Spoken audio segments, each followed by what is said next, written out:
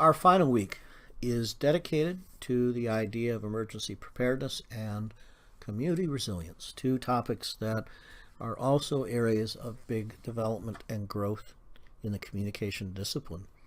A lot of what we've talked about throughout these 8 weeks are how to respond after something goes wrong.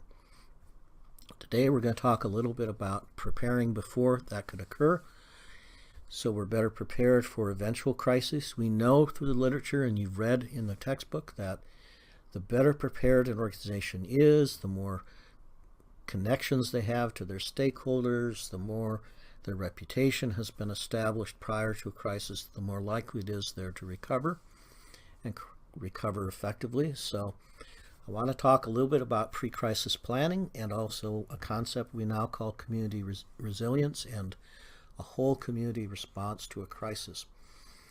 One of my goals at the end of this class is to hope that you will become better prepared yourself to deal with a crisis. I'm hoping this will kind of make you think about, what would I do in a crisis situation? Am I prepared? Do I have food in my house that would sustain me for a few days if a crisis occurred? Am I ready when I travel in the middle of winter down the highway to deal with a breakdown in my car? What have I learned about crises that I can employ in my own life? Have you done some pre-crisis planning? There are a lot of resources out there. And in fact, many organizations hire people or have a responsibility for someone in their company to do a crisis plan, to train people for crises ahead of time. And places like nuclear power plants and malls and public facilities have to have somebody who has done the work of preparing the organization for possible crises.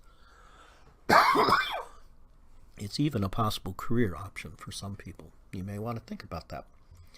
A funny little document I put into your readings for this week, sort of more lighthearted sort of things.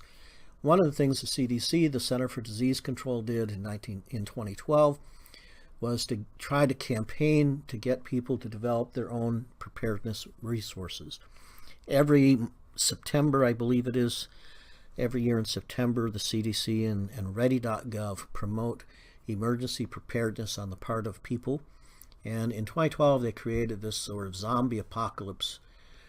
Are you prepared for the zombie apocalypse? Maybe you're fans of The Walking Dead or something like that. It received a lot of publicity because of the topic, but if you really look at that document carefully, everything that's in there is relevant to almost any kind of crisis. And the goal of using the zombie apocalypse as sort of the focus was to get you to learn the essentials of emergency preparedness. So the zombie is not likely to occur, but a disease outbreak could, or tornado, or earthquake, or power outage. And using this document, it served as a kind of metaphor for preparing for possible crises. So you should use that. Read it and think about how that impacts you. Some of you during the class have probably been interested in how universities and other educational institutions prepare for crisis. Some of you are involved in those topics, perhaps on your own campus or your own community.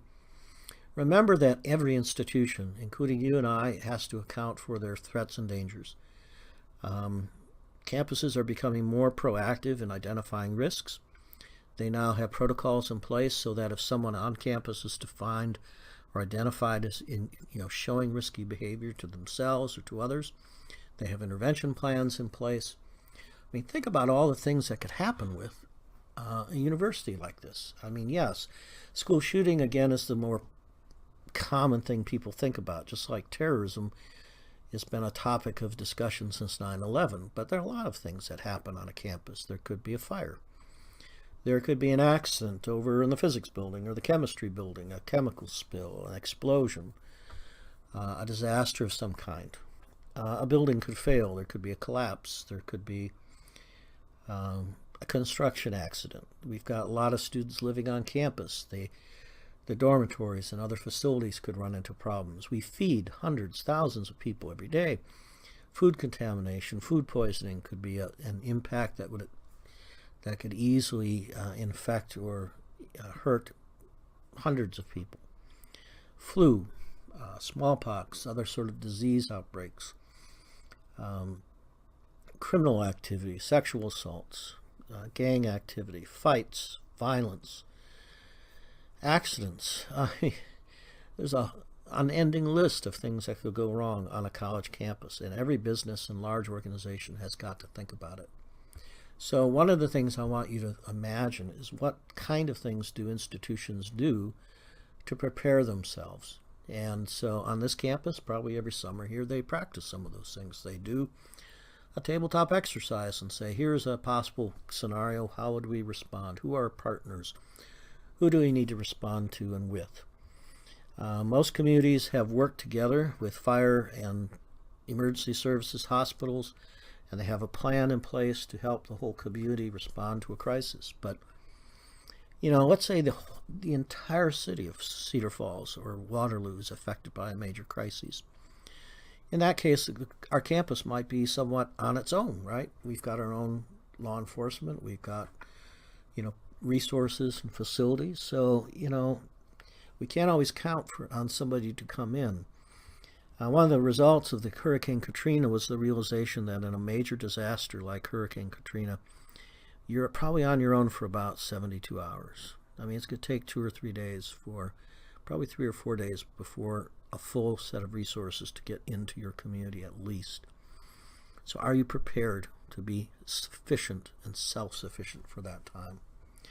Another set of readings I put in this section were some articles about Des Moines.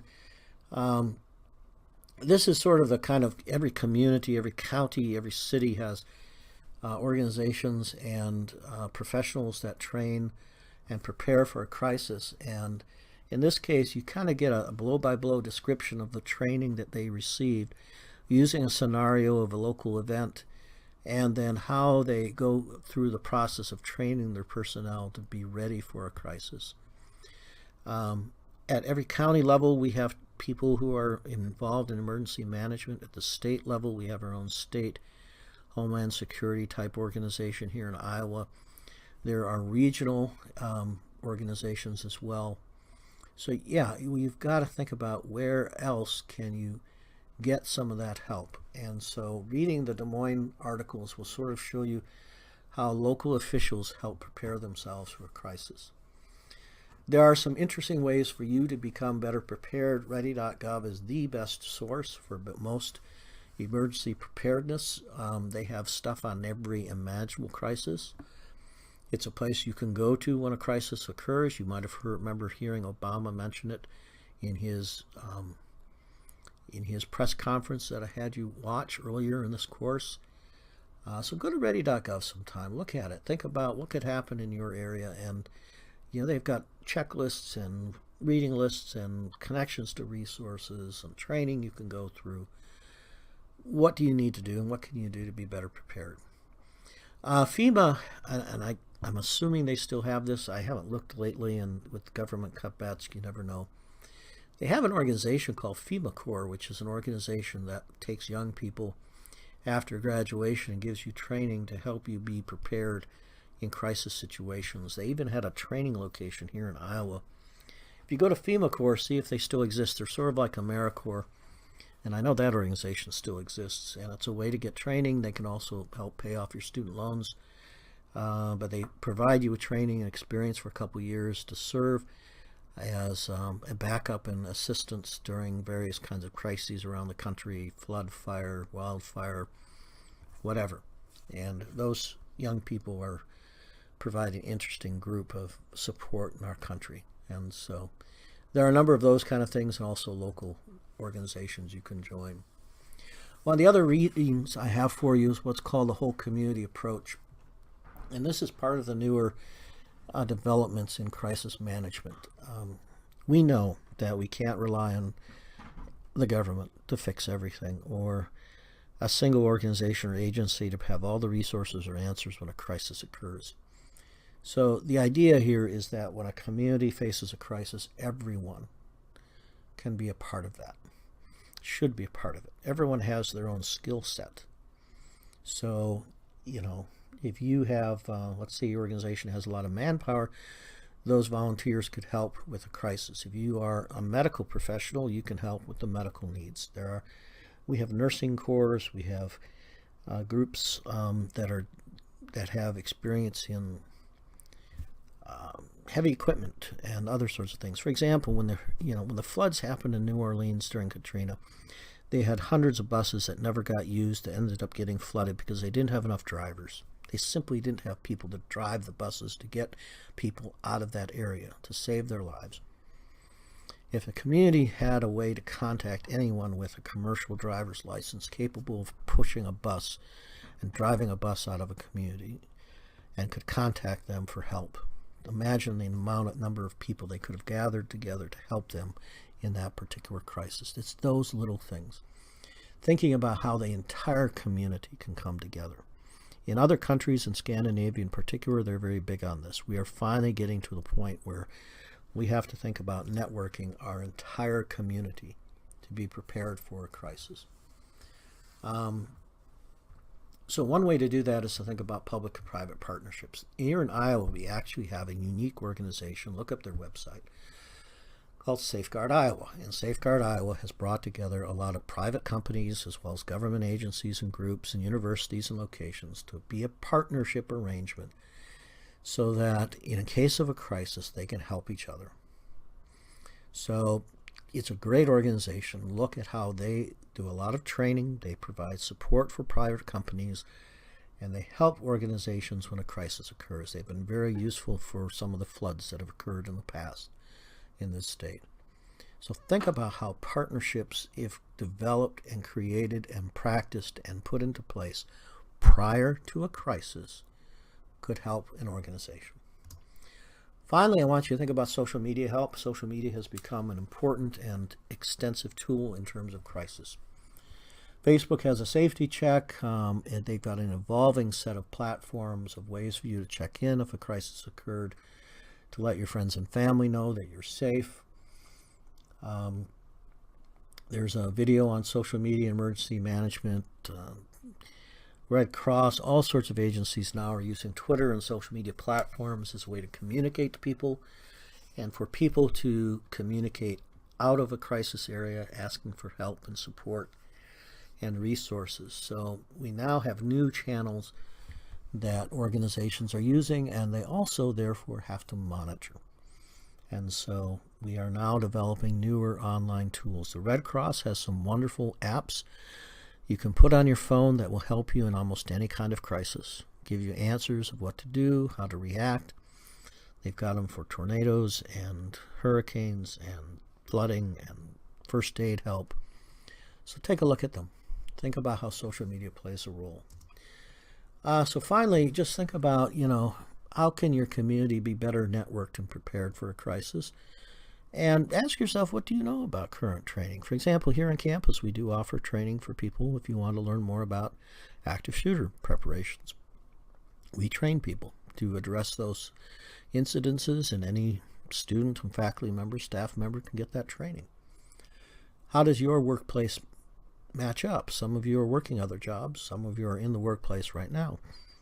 Is your company ready?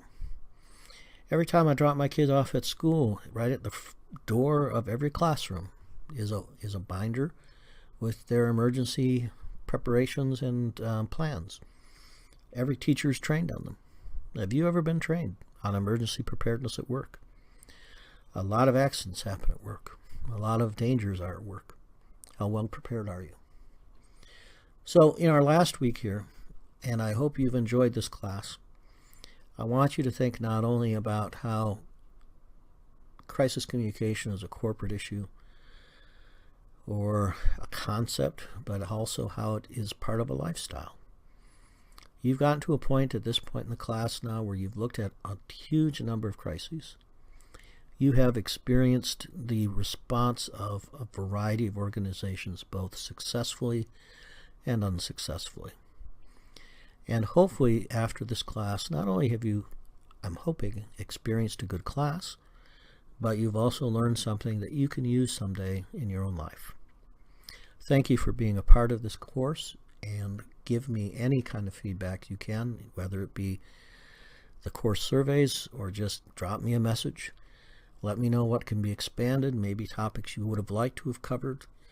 How could this class be even more helpful as a course in communication, emergency preparedness, and something that you can find value for in your life.